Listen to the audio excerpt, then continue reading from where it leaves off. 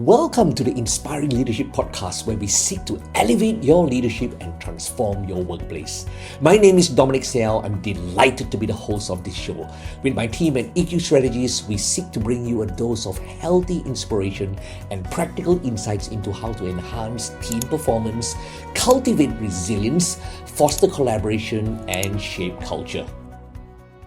In this podcast episode, you'll get to meet with the extraordinary Vivien Ong.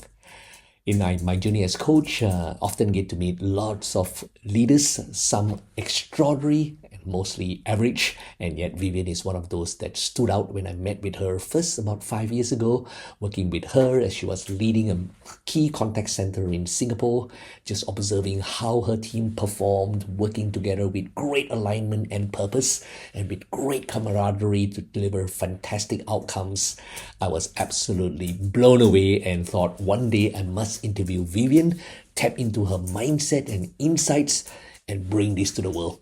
Anyway, I'm very, very delighted when she said yes. Vivien has spent many years as a corporate servant, from running on entrepreneurial startup to corporate, and being a very proud mother of 2 children, very, very full. She is also very passionate about work-life balance and helping people realize their highest potential, and at the same time being mindful and creating balance in the journey. I hope you take away from this wonderful conversation that I had with her, where I learned so much about leadership, resilience, creating a high-performance team, and also having courageous conversations, and how to balance that thing called life and work. Enjoy learning with the wonderful Vivien Ong. The amazing Viv doing? I'm great. Oh my Wonderful to goodness. be here with you today. Oh, likewise. It seems like forever since we discussed this, and to finally get this off the ground. Really, really appreciate your time, and thank you for being our guest on our Inspiring Leadership Podcast, where we feature wonderful leaders that we come across in our journey, and look forward to bringing your wisdom to our wonderful audience. And so, thanks so much. Viv, how have you been? Been great. Actually, I just came back from a vacation, a short Oh one. my goodness! Yeah, Wow. so Excellent. just kind of getting back to stuff, you know. Nice. But Where was it the was a good vacation, break. Viv? Where did I you was go? in Taipei for about a week plus. Right. Business or pleasure? Pleasure. Nice, nice. I haven't been to Taipei. Love, that's definitely on my bucket list. I was just going back to our history, and you remember the first time we met? You know how long Yeah, it's definitely. roughly how Definitely. long? When do you think was our first Uh, first this, encounter? I think it was about 4 years ago, 4 years ago, at least, 2019. 2019, I look back right? through. I think about four years ago. Yeah, extraordinary. Time has just flown past, and it's been just amazing. And in our journey as a coach, we get to meet many, many, many wonderful people. Everyone that we meet, we fall in love with, and there are always some people that really stand out, and you've been one of them. Thank People you. authentic, someone who seems to be able to bring out the very best in people. We've had a privilege of observing you and learning vicariously from your journey to different places where you built award-winning teams. And I feel like people like you, with your stories and your experiences, there's so much that others can learn. That part of our mission is to help people realize the highest leadership potential within themselves. And so you being prepared to share some anecdotes and some wisdom that you've learned along the journey. Very, very grateful for your time. On behalf of your Uh, wonderful audience, thank you. Sure, it's my pleasure. To share whatever I can. Right. Certainly, in the career of mine, which span across the 20-something years, there's many hard knocks that I faced as well, and Wow. many great learnings and wonderful outcomes that I'm very, very grateful for what the teams have achieved and what I have achieved personally, as a leader, as well as in my own personal capacity. Yeah, so happy to share. Yeah. Thank you. Thank you. Well, Vivien, if I don't mind, let's start off with maybe sharing with our audience. What would you love for them to know about Vivien Ong in a nutshell? Okay. Okay. How do I begin this, right? So maybe I'll just talk a little bit about my career. I would say that throughout my career, which spanned across more than 25 years, there's been three key pivotal moments for me. So one of the key moments was when I was given the opportunity to helm a startup organization. It was a tough decision for me because it wasn't the best time for me at the moment. Because I was actually in a family way, I was heavily expecting my second child. If I remember, this was in the early 2000s, and I was working with a startup, and there was some changes in the leadership, and all of a sudden I was kind of being thrown into the limelight, right? To say, hey, do you want to helm this organization? And of course, it wasn't the best time for me because the instinct was to say, hey, do I really need to do this? I might so have the baby first and talk about this later. But I decided to say yes. So I guess the rest was history. I think it turned out to be the best 8 years of my life where I was given that opportunity to learn and really run a business. So that was the first pivotal moment for me. And after being at the organization for about 8 years at the helm, I actually made a switch to the banking sector, where I spent almost the next 10 years running frontline operations teams. And so it was a big moment for me, right? Because banking was new to me. I know nothing about it. I still remember my first 6 months into the role. It was a make or break for me. Like suddenly, you think you know enough about contact centers, and that's my background. Right. I've spent the last 27 years in contact centers. So you think you know everything, but hey, no, new things get thrown at you, and it's a new environment, new industry. And that was really tough. But I went on to do that for, the next 10 years or so. And sometime last year, that's my third pivotal moment. I decided to take a bold decision to leave my corporate role. So I've been taking a break for about a year now. In fact, slightly more than a year, to really focus on, getting more work-life balance, working on my family commitments, and really taking a break for myself to recharge and to, now start to build a portfolio career where I get a little bit more flexibility to do the things that I love, and also to share the experience that I have, and hopefully make an impact to more people along the way. So that's really where I am right now, and what I did. It's so beautiful. It is so beautiful. It sounds like our background in history has so many parallels. I also started off in the startup company 13 years, and then into corporate IBM for 7 years, and then I'm kind of a little bit ahead of you in terms of moving out and being a coach for the last 18 years. But yeah, what a wonderful experience. You said that the startup company, was that, what sort of industry was that in with? Oh, it's actually a contact center, but it's a third-party contact center. So we were doing stuff like outsourcing. So providing outsourcing services to organizations that requires, frontline servicing, call centers, systems and applications. So it was a startup, and this was back in those days where, the .com era. Okay. So it was a long time. And it was also a time where it was very challenging, because I think for those who are familiar with what happened in the early 2000s, the .com era, the bubble burst at that time as well, right? There were many sprouting startups and organizations that were trying to tap on the internet boom, but there were many that didn't make it as well. Yeah. How did you get from into a startup and lead the startup?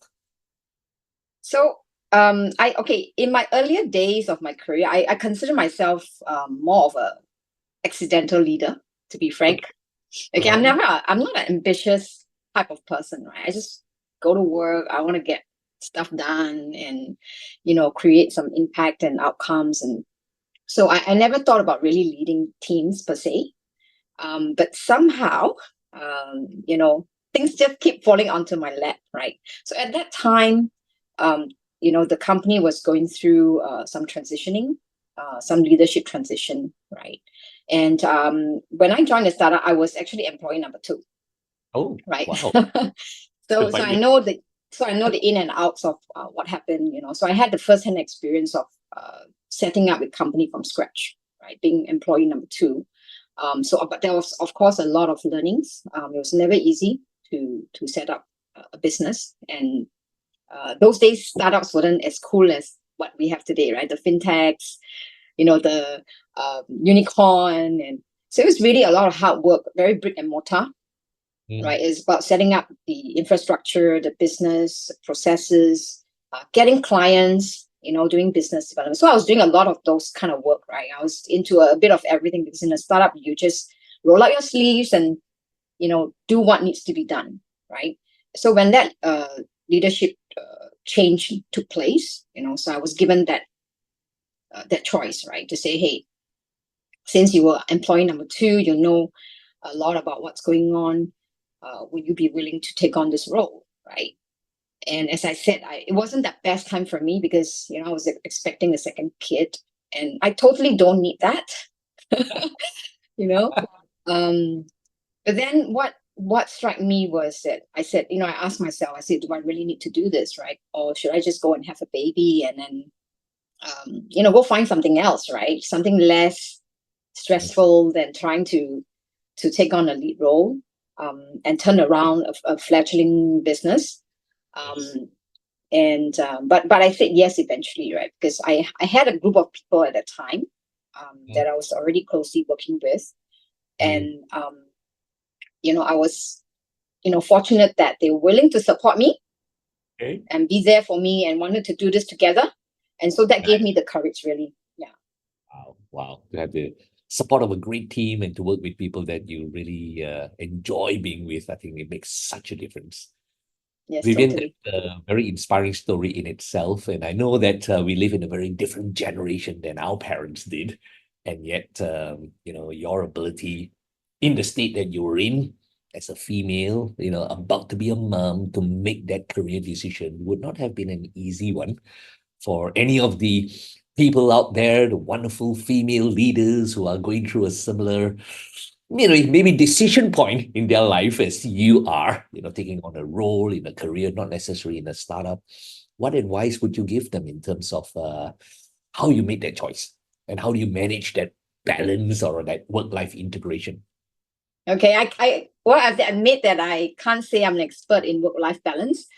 Many a times I think I spend a lot of time at work, and it's not easy to find that balance, especially for a mom, women. I think, I know that the men are putting a lot more effort these days into, the family support, and but still, right, there's always that expectation as a mom.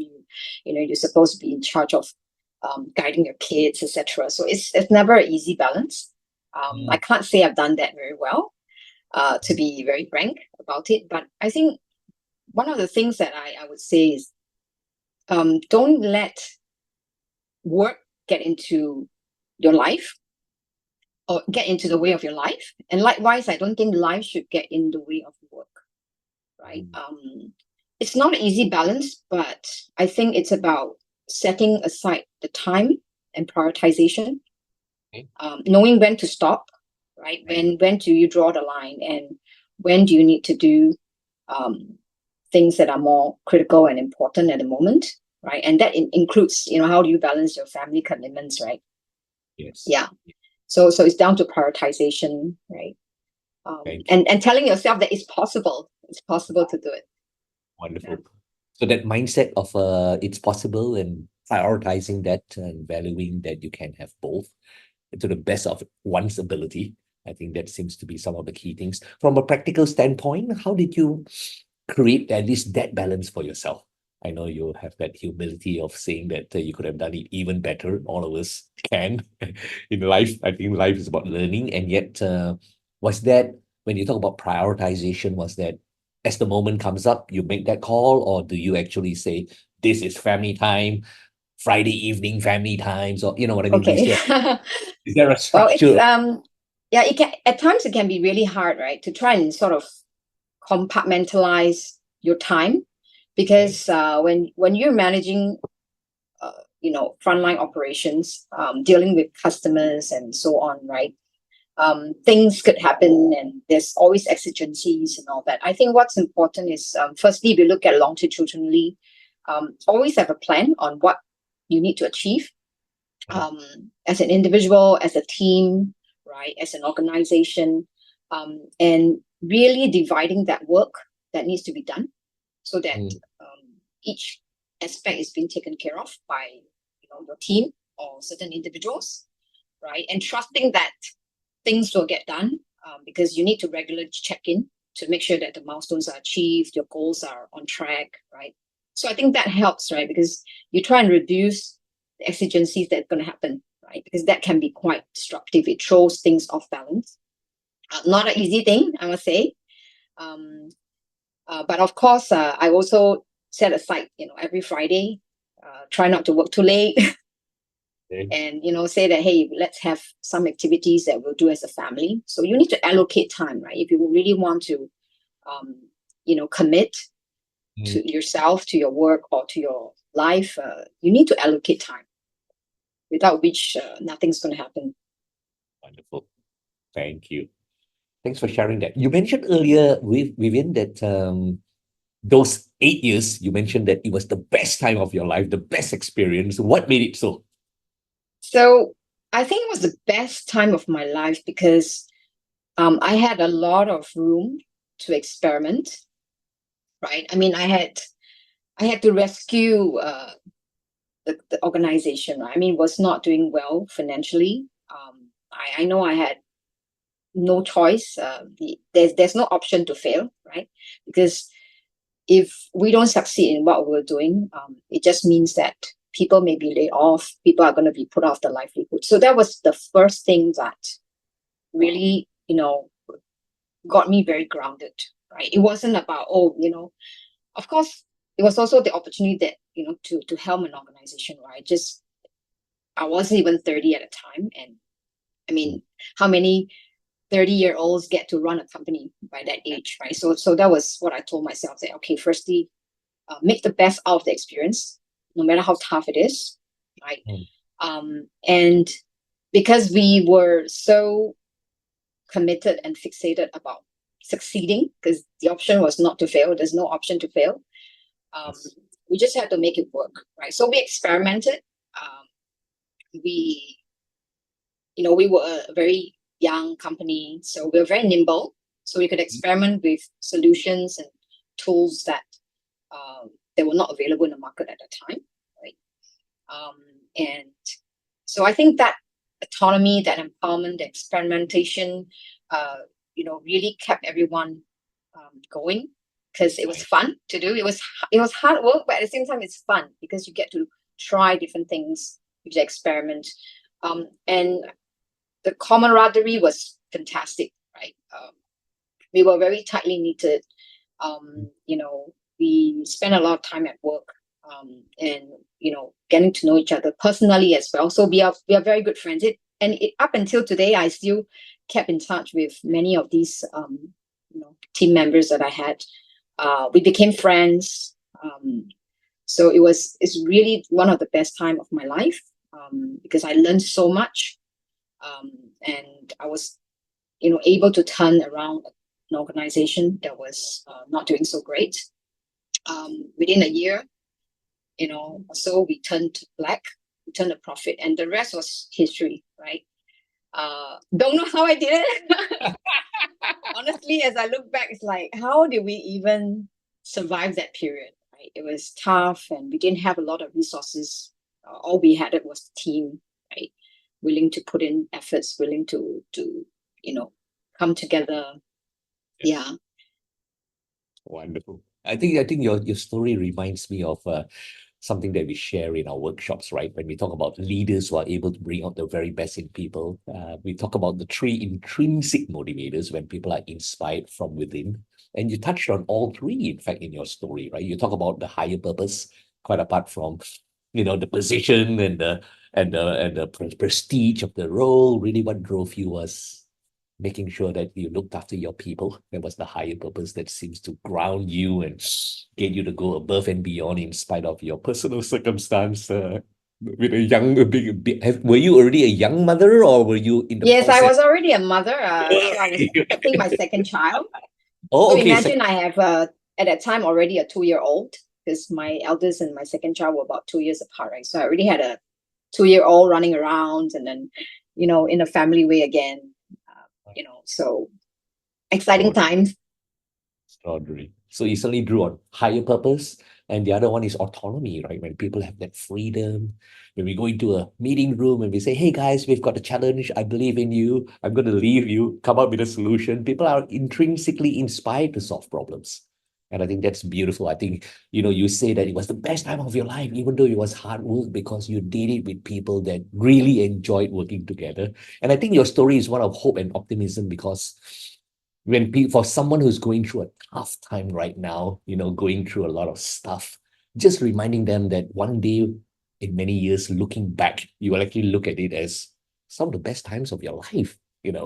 It's really when you are sailing the stormy seas, it doesn't feel fun at that moment. And yet you look back and it's just amazing that you're so spontaneous in saying that it was the best time of your life. And of course, the third thing was that drives people intrinsically is mastery. You talk about experimentation. You just felt you had that role to try new things. And so, but ultimately, I think it sounds like you were able to create a really good culture with your team where everyone was aligned and able to do that. What was your secret sauce, Vivien, about creating that high performance team? Because I've seen you create it, in the first bank that we met together in that concept center that you ran. I could feel the pulse of your team.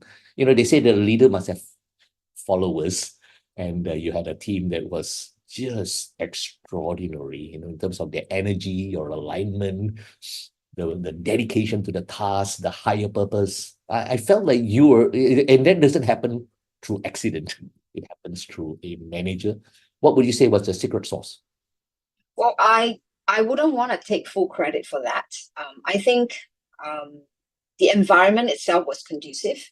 The organization culture, was, also going through a big change at that time when I joined. It was going through a huge change in terms of moving from, traditional analog to digital, right? Because digital is the way to go, and so there was a huge acceleration of digital and digitalization.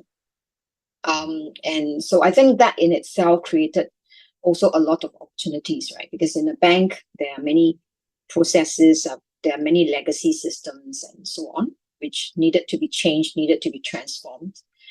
So I think from a higher purpose sense, the organization was pushing through those changes, right? So what we do as unit or department at the departmental level is to then influence and help everyone understand what is their contribution towards the greater purpose of the organization, right? Everyone has a part to play, right, in their own roles, in their own capacity. So I think firstly, helping them to understand why they need to do this. And it's not a matter of just, because we want to do the cool, sexy stuff, but it was also a matter of survival, right? Because at the time, banking was going through massive disruption by, new players, fintechs. Everyone wants to have a piece of your lunch, right? So it was also, trying to help everyone understand that, hey, it's a matter of, survivor, right? Don't take everything for granted. Right? Even large organizations can fail if they don't manage to transform themselves in time. So I think, so there was a lot of push towards that direction. And what we do is then influence them along the way, And I would think that it's about really empowerment. And I talked about that earlier in my previous organization, right? And I sort of used that um, same ingredient, if you will, making people, helping them understand that they actually have a part to play and they can make a difference, right? It isn't just about top-down goal settings, but helping them to understand what they can do and what they like to do. So one of the things we experimented a lot was also around creating agility, right? So we were moving ourselves into like squads. Instead of saying, okay, this is my department, this is what I do, that's all I do, that's what I specialize in, we actually created squads where, people could interact across these small teams, and everyone could contribute their ideas, right, to create something even better. So I think the agility really helped in creating that sense of creativity, the innovation. It helped to enable that. And of course, engagement was very, very key. So a lot was spent around engaging people, helping them to understand why, getting the buy-in, and again, also creating good clarity in terms of the outcomes. Okay, help them to visualize the outcomes, right? And what is it for them, right? What's in it for them, and what can they look forward to, right? So I think the clarity in the vision is very important. So once you give them the clarity, just get out of the way. Let them do what they need to do, right? But also let them know that, hey, you have the back. So you always have certain contingencies in mind, that if things don't go well, how do you quickly pivot, right? So giving people the comfort and the psychological safety that they could do things, they could experiment, and in a safe zone, right? So I think those were the key things that went into the playbook, right? Wonderful. It sounds like you're such a natural people and team builder, Vivien. I know for me, being the software engineer was then promoted accidentally, the accidental manager, if you like. I wish I attended some leadership training on what it means to firstly make that transition, that focus on growing your people, before you become a manager. Your whole focus is on being the best version of you. And beyond that, the best version of you often means bringing out the best in your people, and that delegation and empowerment and all the things that you said about engaging your staff and connecting them with a bigger why. You were not even 30 at that stage, you're fairly young and young in your role. Was that something that you felt like you were just naturally gifted with, or did you have good mentors? Did you have training? What was it? So I think the question here is it nature or is it nurture, right? I think it's a little bit of both, right? I wouldn't say I was a natural leader, but I'm inclined towards people. I love interacting with people. I love, helping others to succeed. I wish I had a mentor. So if now you ask me, to what advice would I give to a younger self, right? I would say, get a mentor or coach. I think it would actually help the process, because there's so many times where you needed someone to bounce off your ideas with, and sometimes you just like use a bit of your gut, right? Running a business is sometimes about gut, and of course you look at the science behind it, and you try and get some data and make sense out of it and see if that's the right way to go. But I think it would be tremendous help if I had a coach or a mentor of some form, to sort of show me the way. But I didn't have that. I call it like a more of a feed you to the sharks kind of approach, right? Like, okay, go figure, and struggle a bit, stream a little bit, try to survive. And I don't think anyone has to go through that, but I think in some ways I'm also grateful for that, because it was survival instinct, and you just know that you have to keep doing what's right to get to where you should get to. I think that combination of you being so connected with you say that always knowing to do what's right, connected with your conscience, connected with your higher purpose, and also trusting yourself. I think we are all naturally gifted and endowed to deal with uncertainty and change in our lives. As a child, we would not have learned how to crawl and walk if we weren't endowed with that gift. You don't have to inspire a child to say, "Hey, start crawling." And Right. as long as you like someone with circumstances where they feel safe and comfortable, people actually choose to flourish, right? We're naturally endowed with that gift. And yet, I think that advice is such a great one. I think many startup organizations with someone starting out in their career as being a young leader who's looking to bring out more in their people, getting a mentor. I think that's certainly advice that I could have done with, certainly, if I would do it all over again as well. So thank you for sharing that precious wisdom. Vivien, when you made the move, obviously from startup to big company, I don't know about you, but I struggle. I struggled with that. Of course, I went to, just like you, I went to a very prestigious brand of a company, and but I must say that even though I was given a very senior position there, to recognize the very senior position I had in the startup company, back there I was like a big fish in a small pond, if you like. But going into the company that I joined, it was, I was just one of many, and it's easy to get lost in a massive organization like IBM back in the day. And I certainly struggle with the fake imposter syndrome. And in my journey as a coach, I find that I've come across a lot of people who, when they're promoted, they do struggle with that. Share with us a little bit about your story about how you made that transition. Because I'm, Sure. So ironically and interestingly, I had made that career move in part also because I wanted to get out of a startup. Okay. So it was intentional to some extent, right? Because I felt like, and by that time I spent about almost 15 years, right, including 8 years helming the startup. I felt like I was growing way too much roots. I was getting root bound, right? So I didn't mention this, but I'm quite an avid gardener. I love to grow things, and do you grow things? Hey, I do not have any I see green. some plants in the background. Yeah, Um, they're all. This one doesn't need any watering. It's not okay, really, yeah. So but I love plants yes. too. So anyone who is a gardener may know that when a plant gets root bound, right, it's grown massive roots in a small pot. You actually start to stagnate, right? You stop to grow new shoots. It sort of stagnates in terms of the overall growth of the plant, right? So I was really comfortable doing what I was doing, right? Somehow I knew that I was starting to get root bound. I was really getting emotionally attached to what I was doing, maybe even slipping into a comfort zone, right? And I didn't like comfort zones, so I felt like I was not growing anymore.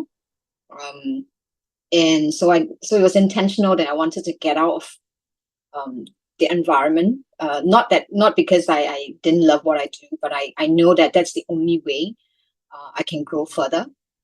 So I made that pivotal move. And the funny thing was, when I went into my first organization, a banking organization, it was a time when I mentioned, right, the banking was going through huge disruptions. And the CEO at that time was telling the organization, we need to be like a startup. We need to think like a startup. We need to be more agile. We need to be nimble. And there I was thinking, what did I just get myself into? Because I was trying to get out of a startup environment. I wanted to experience what a different organization does, only to be told that, okay, we need to think like a startup. So in some ways, I was kind of struggling, right?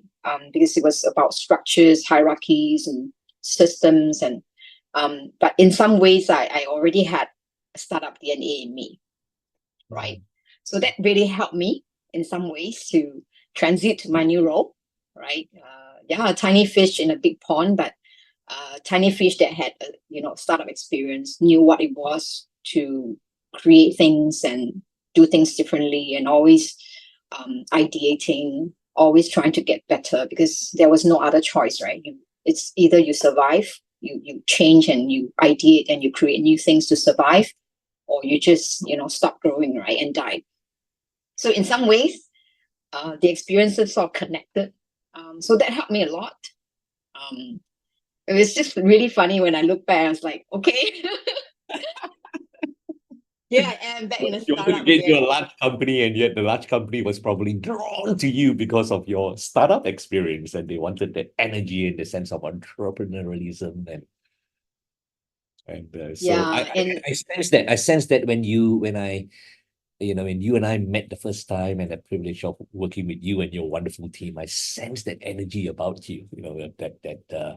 You just felt like you've treated your team there as if it was your own company. You just had that sense of personal ownership, and which is, many organizations that we coach very often, they're like, I wish our people could treat this company as if it were their own. The only difference between someone who owns their own business, an entrepreneur, and someone, or a consultant like we are, and someone who's an employee, is just the way you get paid, really. Ultimately, we are there to create value, and I think more and more organizations today are realizing that we need people with this, even though you're not entrepreneurs, with the intrapreneurial mindset. If this is my business, if this is my contact center, if my contact center gets outsourced, right, and the bank is going to engage, what would make the bank want to engage us, right? What service do we need to deliver? What sort of customer excellence? What sort of products? And for, yeah, I think if every manager thought of their business like that, if every employee in fact thought of themselves as a consultant to the organization, where you'll not be invited back tomorrow if you're not over delivering, yes, then I think, firstly, I think for themselves, you seem to enjoy what you do wherever you went, because of that autonomy and that purpose and that spirit that you brought, that mindset that you brought. I think firstly is for the employees and the managers in corporate to really realize that that's the mindset of where fulfillment, meaning, purpose is. And they can create it for themselves if they just look at their role differently. And you are just an amazing story about that. And so thank you, because I could see that energy that you brought. And when I started off this interview and saying that some people stand out, that was what stood out about you. And I sensed that your teams there were just, yeah, something special. But certainly for me, when I went through that fake imposter thing and I went into this wonderful organization that hired me, and I saw my peers and even some of my subordinates, and I was like, boy, these people are about to find out I'm not as good as they think I am.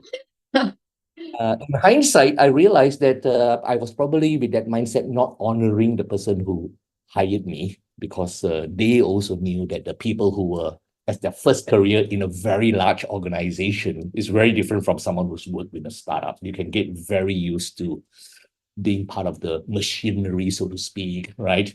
And all that sort of stuff. And they really wanted people with a can-do, entrepreneurial, think out of the box kind of mindset, which is a very key thing that I think you brought, and to start to acknowledge the people that recognize you for the spirit that you bring. So thank you for reinforcing that for me today. Sure, and I'm always grateful for the opportunity, right? Like I said, it was make or break for me, because that transition was not easy. But I always tell myself one thing, right? Whatever you do, try to find joy in what you do, even if you're doing something that you hate. And in life, sometimes you don't always get to do the things you love, right?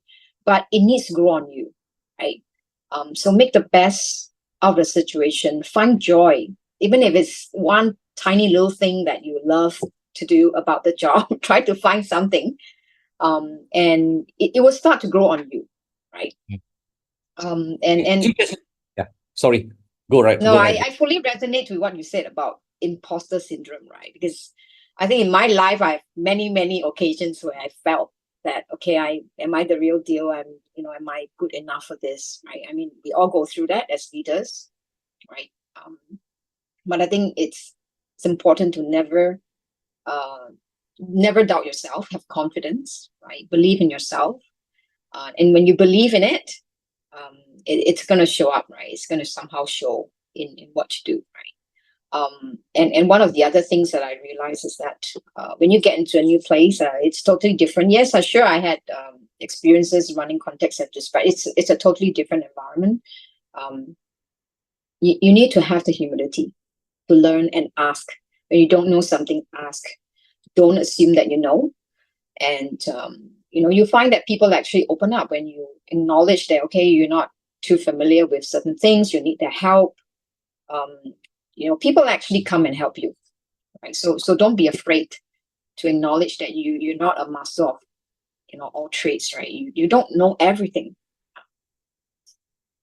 Such amazing advice. Thank you so much. And especially in Singapore, it's not customary for people to be vulnerable enough to ask for help, right? And that's a culture. Unfortunately, fortunately, unfortunately, it is just what it is. Asking for help sometimes can be a sign of weakness, not strength, especially for someone who is taking on a fairly senior role, right?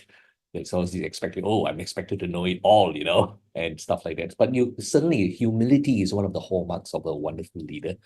And thank you for sharing that with us. Vivien, the opposite is also true, right? Very often I find that new blood join organizations and they can see immediately opportunities to do things differently and even better. For the people who've been there for a while, they don't question the SOPs, why it's done like that, even though the SOPs that may have been created 3, 4, 5 years ago are really a hindrance today. Times have shifted. And so very often when they bring up ideas, hey, have you thought about doing it this way? Very often they get this feedback, don't understand, it doesn't work here. And they can get very demoralized. And after a while, they get super excited joining this new company. And then after a while, they're like, man, before they know it, they become part of the furniture, so to speak, and they lose their joy and their energy. What advice would you give to people on how to navigate that? Well, I think firstly, you have to be very determined. Be a little thick-skinned, right? Something that I've learned throughout my entire life is that it doesn't make you of a less person if you get rejected. So be a little bit thick-skinned.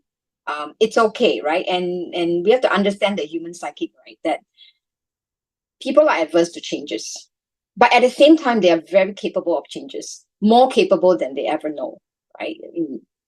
So be a little bit thick.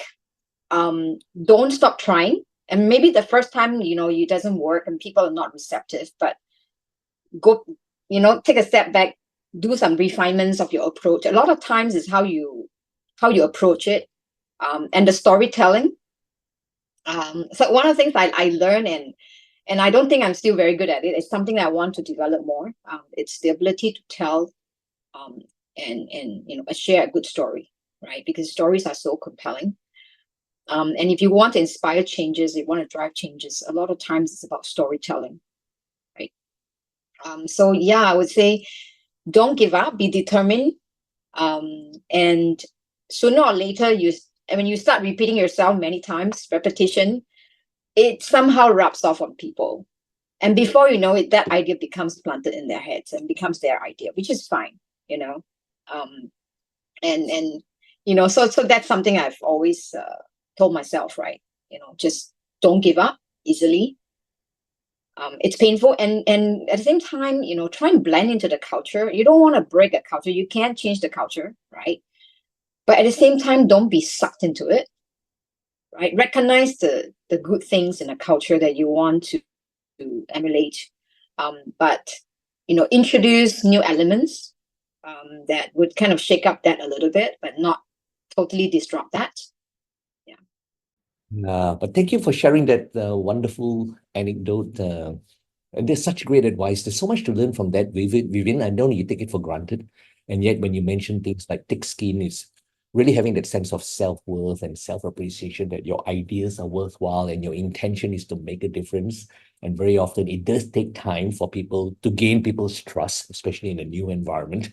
And for you to say blend into the culture, I think you're also talking about, gaining trust and yet be persistent and without you realizing it. I know you mentioned don't change the culture, and certainly that wasn't your intent. And I know that once they embrace the ideas, you have, through your role modeling, actually shifted the culture, a little bit to say, wow, geez, I'm glad I embraced this new idea. Things have become so much better. So you have shifted that just by, through sheer persistence and tenacity. And this is something that I find people could really take a lesson from, to not give up, to be persistent, to be consistent, to be patient, and yet to always be connected to their core about the why. So thank you for sharing that, your experiences, because this is, I think, going to be so helpful for so many people. But I hope that you can share that, people can already tell that what makes you so special is the way you think, right? Your mindset, your intention, you're starting with why, your consistency about that. All those are attributes that are super outstanding. Vivien, you shared about finding joy. Tell us a little bit more. When you say, oh, find joy, everyone says, yeah, okay, but how do I find joy when it's not fun? What advice would you give? Yeah, I know it's sometimes hard, right? When sort of work gets in the way, there's just, always so many tasks to do. It can be as simple as, hey, coming to work and making friends, right? Like you enjoy having a quick chat with the people you work with, right? So it could be simple as that, right? It starts with something, however little it might be, right? And trying to find something positive out of everything you do, like, okay, what's difference is going to make? What's the impact? What could be good about this, right? If I do this, rather than, because it's always very easy to think about the negatives, right? I think human beings are always wired that way, to say, okay, let's avoid the danger. That's something I'm not familiar with. Let's not go there, right? But condition yourself to say, okay, what's the good thing I see in this, right? Even if it's just one tiny little thing, you'd be surprised how it could grow, right? Because you sort of conditioning yourself to think differently. Yeah, it's not about good or bad, but I always like to use the word different, right? What can you do differently? We're not saying that this is not good, but what could be different? Well, how would you have done it differently? I find that people are less defensive when you ask them, how would you like to do this differently? And they think different, right? And it actually sparks some creativity, so yeah, I mean, something simple. It doesn't have to be something big. Two pieces of very special takeaways for me over there. Number one is, I think that mindset of don't expect your managers to make it joyful for you, or others around you for that matter. Find the joy and just be authentic to yourself. You say that you are a very people person. So for you, it's like, hey, you have the opportunity to go out there and connect, have lunch with someone.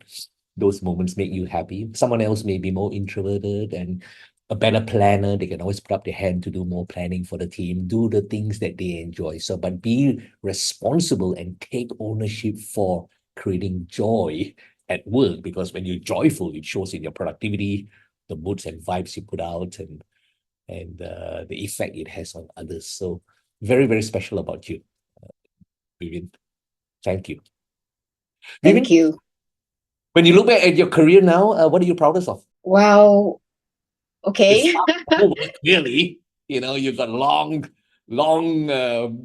roadway ahead of you, and lots and lots of journeys to look forward to. And yet, at this stage, if you look back, what are you proudest of? I think I'm proud of the fact that the people that I've worked with, the people I've led, they have become better versions of themselves. Many of them are very successful today. I mean, obviously they worked hard for it. I don't want to take full credit for that, but I think the teams were successful, and they've also become very successful individuals. And I think that's one of the key takeaways, key highlights for me in my career. And I think the other thing is about results, right? Whatever that we've set ourselves to do, and whatever I've set up for myself to achieve, I have been able to achieve most of it, not all of it, but I'm able to quantify the outcomes, and I think that it's quite an achievement for me, right? Whether it's in terms of financial outcomes for the organization, whether it's in terms of satisfaction indexes and KPIs. I think that is also another, achievement for me. Yeah. Amazing. Very few people can really have such an impressive resume behind them, winning awards. But I think you also said that ultimately it's about you being able to look in the mirror with pride that you followed through on your commitments and did the very best of your ability.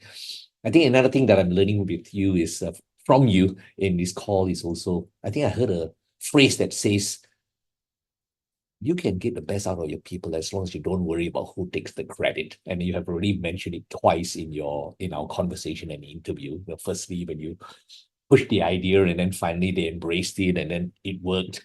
They took the credit and that was totally fine with you. You weren't doing it to get credit. You were doing it to make a difference. And similarly, when you look back at your life, you have that amazing humility. And clearly, we love to know that we're part of someone's journey, and 99% is really their hard work and their industry and their resilience and optimism. That's another thing that strikes me about you and about why I innately feel, and others have said this, that Vivien is a leader they look up to. Really treasure that about you. Vivien, I also, one of the things that we are very, very commonly getting from our clients today is, hey, Dom, we're getting into a situation where our managers seem to be dropping the ball on bringing out the very best in people, having those courageous conversations when someone is maybe underperforming or maybe having a tough time and not checking in enough. And I recently had the privilege of co-facilitating with you in a workshop where you shared this beautiful story of a tough conversation you needed to make and the outcome it created for your people. I would just wonder whether you'll be up to sharing that anecdote. Yeah, sure. So, the story is about really learning to speak up. And I think I see that in people that I worked with, young budding managers. Sometimes, you have something to say, you've an opinion, but, you just lack the courage to speak up. And I think that's important because, and it's not something that comes naturally to you, right? Because you don't want to stick things up. You don't want to break something that isn't broken. But I think speaking up is important. And what I learned from the anecdote, right, is that if you have to tell someone off, and obviously this person was not someone who is very self-aware, not a bad person, but not very self-aware, right? That her words, her actions was creating a lot of discomfort with the team, right? She was making certain very sniped comments about the team, and it demoralizes people, right? So what I learned is that, speaking up takes courage. And if you do it authentically with the intent of helping that person to become a better version of themselves, of making them more aware, as opposed to finding fault or criticizing, then it influences the tonality that you use. The choice of words is also very important, how you put that across. And I think if you're able to do that, I think most people are receptive to feedback if it's done constructively with the intent to help them become better, right? So, and that's exactly what I did, right? I spoke up to a client who was overbearing, at the risk of course, saying, okay, I might offend the person, but I know I was not intending to do that. I just wanted to make sure that, the relationship doesn't get worse, right? I wanted to mend that relationship. And I said, I think that came across. So, fortunately, I was able to, to achieve the outcome that I was hoping for and, saw the improvements. What was the outcome, Vivien? How did so the client, customer? Yeah. Yes. So this client of mine was, as I mentioned, was a little bit overbearing. Was always making comments about the team. And so in the end, after I spoke up and I took her aside, she apologized. She apologized, She said, look, I wasn't aware that I was doing this. I'm sorry if I came across this way. It was not how I wanted to portray myself. And yeah, red face and everything. And then you saw a change in the behavior because she became more aware of what's happening and the impact that she had on other people. What did you feel that did to your relationship with this person? I think it creates a certain level of trust, right? And it moved from just a client vendor sort of relationship. We became closer. We're able to really sort of interact with each other in a more elevated level, right? And it was initially awkward, but we kind of worked things out, and I think the relationship really improved tremendously. Yeah. Wow.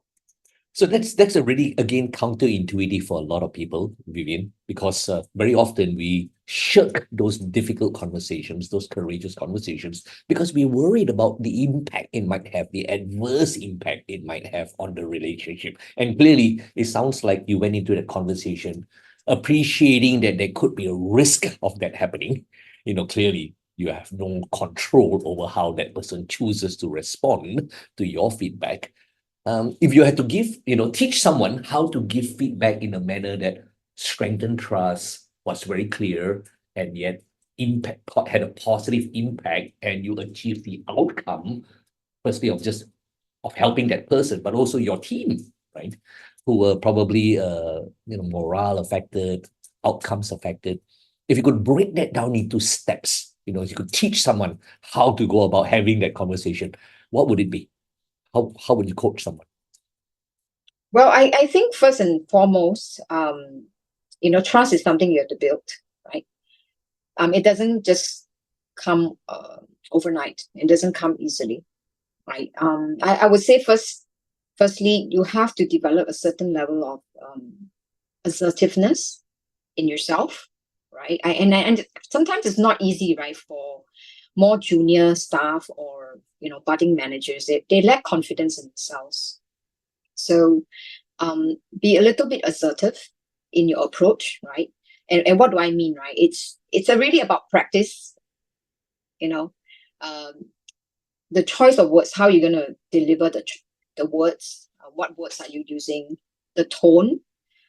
Take a deep breath, be a little bit assertive, because I find that if you start to, shift around and, feeling a little bit squeaky and it doesn't inspire, it doesn't instill confidence, right? And people switch off, even before you say what you want to say. So be confident, be a little assertive, because you know that whatever you're going to do or whatever you're going to say, it's the right thing to do, right?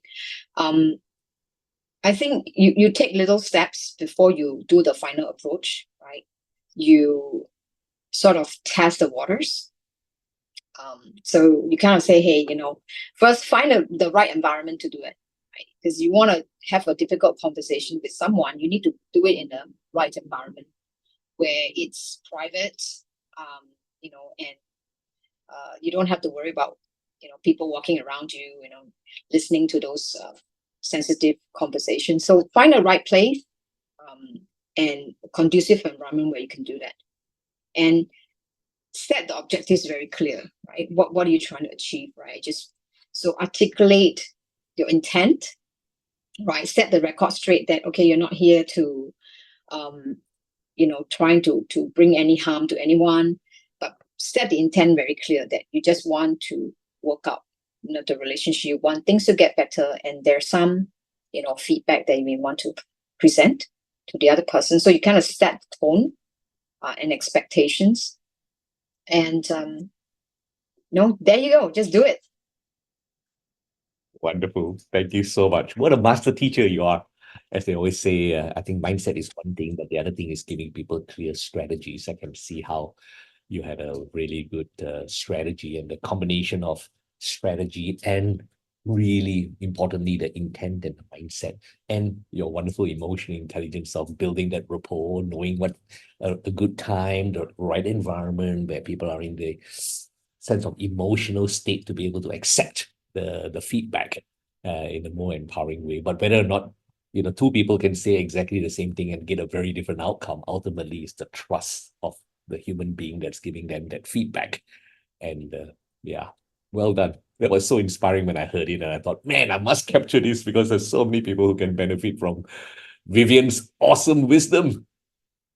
Yeah, and I think the same thing goes with coaching, right? Because as managers and leaders, sometimes we do quite a bit of coaching, right? And even in the case of, you're trying to coach someone, whether it's about work performance related matter, you need to set aside time and a space to do that, right? But often than not, what do we do with coaching? We just go up to someone and say, hey, you should do this and do that, and that's not coaching, right? That's just telling someone or instructing someone. So it's finding the right time and space to do that in a very concerted and intentional manner.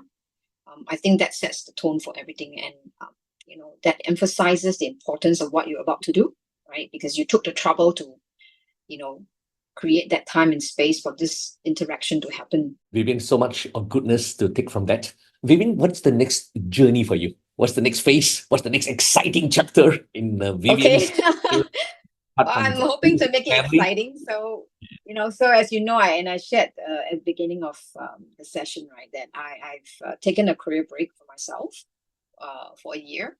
And so currently what I'm working on is some new, creating a coaching program for managers, right? Especially, inspiring or young budding managers who are new to leadership, new to managerial roles. So I'm actually creating some content and a program around that. And I'm looking to embed some psychometric tool into it. It's, helping people to discover themselves, understand themselves better, why we sometimes do the things we do, right? I think it's, your DNA, if you will, and it's also certain personality traits that you might have. And I think, self-awareness is very key for all individuals, managers, leaders. And I'm also working on creating some content around mindful leadership, right? Because I think as managers and leaders, a lot of times we are caught up in the daily, hustle and bustle. We forget to be present for ourselves. We forget about self-care.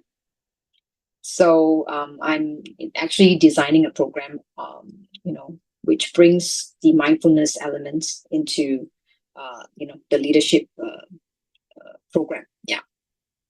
Wonderful. I'm so excited. I'm so excited for wonderful people who are going to learn with you and from you and get your wisdom. Certainly as coaches, we know that it's okay to make mistakes in life as long as you take the positive lessons from it, even more fulfilling when other people can benefit from it. And whenever I've observed you in as a leader to your people, you've just had this natural ability to coach and inspire and align. And I just feel so excited for you about this next phase and excited for the world. Can't wait to also look to collaborate. I would love to create opportunities for you to be able to touch the lives of the wonderful clients who honor us so much with the trust to help build even better leaders in their teams and to build high performance organizations. Look forward to hearing more about it. Vivien, if people would love to reach out to you and connect with you, would you welcome that? And if so, Yeah, how? absolutely. Okay. Absolutely. You can look me up on LinkedIn Okay. under my profile, Vivien Ong. Thank you. Yeah, and we can get connected for Very sure. nice. I'll make sure that it's all in the show notes in this podcast. But Vivien, I just want to thank you so much for ever being so gracious to share with us your time. You've reinforced so many of the things that I've learned. I've taken so many new wonderful ideas. I love that root bound analogy. That was beautiful. You have a beautiful way of using wonderful analogies, and thank you for sharing that anecdote. I'm super inspired by the journey that you've been through. Thank you for sharing so much wisdom, Vivien. I really do appreciate you, and know that the next chapter is going to be extraordinary.